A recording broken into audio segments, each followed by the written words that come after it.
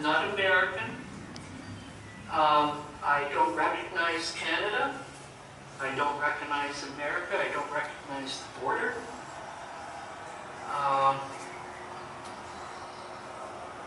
Yeah, I'm Anishinaabe. We are a nation of many nations. And Canada has done nothing but bring heartache. America does worse. America there has Pine Ridge, the poorest reserve on the continent, where people freeze to death. No, I wanted to go south, and then Trump got into power, and I figured, well, I can't go south now without proper ID, and so I thought about, I'm not getting a passport because I'm not a Canadian. I don't consider myself a Canadian.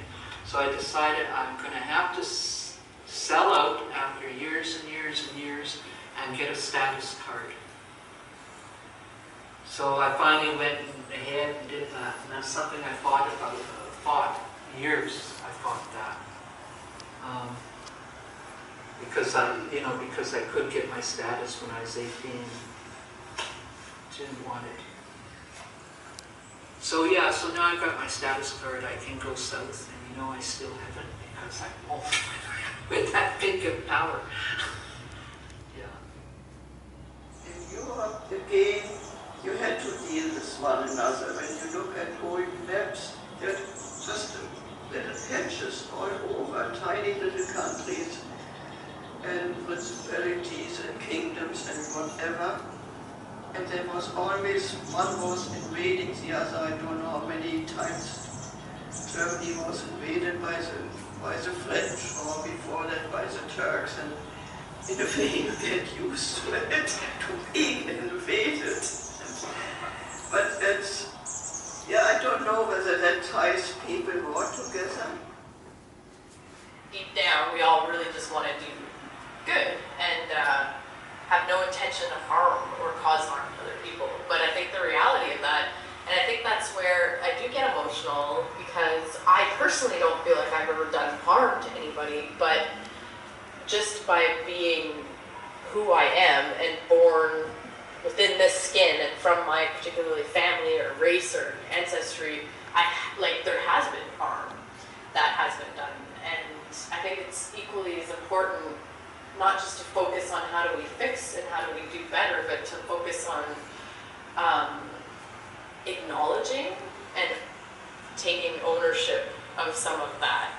And I don't know, I can't think of specific examples, and maybe that's what I was trying to do with the whole advocacy with homelessness, was I did feel a responsibility. And I also think it's important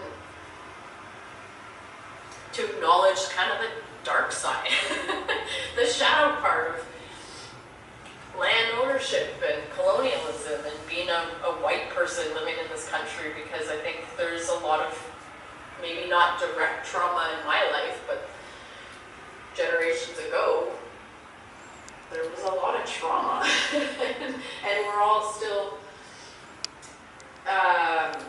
holding on to that and need some way to process it, I think.